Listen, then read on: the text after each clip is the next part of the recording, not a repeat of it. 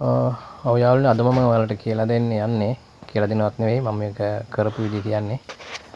මගේ ළඟ තිබුණ මේ අඟල් 19 ටීවී එකේ පැනල් එක ඩැමේජ් වෙලා තියෙන්නේ. ඊට පස්සේ දැන් මේක පැනල් එකක් හොයාගන්න නැති හින්දා මම කරේ අඟල් 19 කම්පියුටර් මොනිටර් එකකින් පැනල් එකක් කරා. ඒකේ ඒක ඊට පස්සේ මේ ටීවී එකට සවි කරා. සවි කරන් තමයි මේ ලෑස්ති.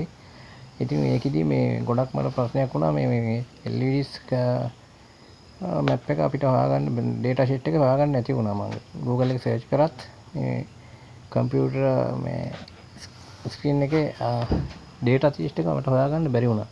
ඊට පස්සේ මම ඊට පස්සේ check කරලා මේකේ LEDs කේබල් එකේ pin ටික මම ඊට පස්සේ මේක කොලයක ලියලා හොයාගත්තා. ඊට පස්සේ තමයි මේකට දැන් LEDs කේබල් එක ඒ විදිහට හදලා බෝඩ් එකට හරියන විදිහට මම LEDs කේබල් එක චේන්ජ් කරලා හයි කරන තමයි මේ ලෑස්ති. බලමු හයි කරලා. LEDs කේබල් එක හයි කරා. ඊට පස්සේ ස්පීකර් ජැක් දෙකත් හයි කරනවා.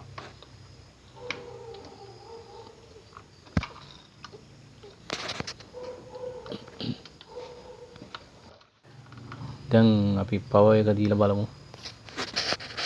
පවර් වයර් එක ගැහුවා. ඊට පස්සේ බලමු ඕන් කරලා. මම හිතනවා හරියයි කියලා.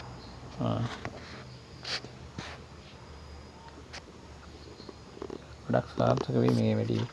ඔව් පවර් නම් ඔන් වුණා.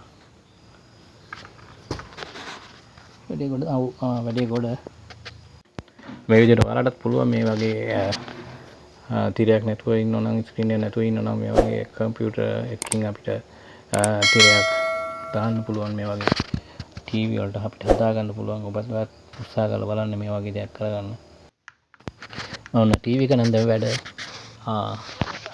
ලස්සනට වැඩ කරනවා ටීවී එක. මම කියන්නේ ඔයාලටත් මේ වගේ දෙයක් කරගන්න තියෙනවා හොඳයි. මොකද ටීවී එකටම අපි ස්ක්‍රීන් එකක් ගන්නවා නම් ලොකු මුදලක් යනවා. ඒක නිසා මේ වගේ කම්පියුටර් මොනිටර් එකකින් ලබාගෙන ස්ක්‍රීන් එකක් මේ වගේ ටීවී එකක් ගොඩ දාගන්න තියෙනවා නම් ගොඩක් හොඳයි. ඉතින් මේ වගේ දෙයක් ඔයාලත් උත්සාහ කරන්න. එහෙමනම් ඔයාලට මේ වීඩියෝ ප්‍රයෝජනවත් වුණා නම් subscribe කරන්න, share කරන්න. එහෙනම් මම අදට ගියා. සුබ දවසක් ඔයාලට.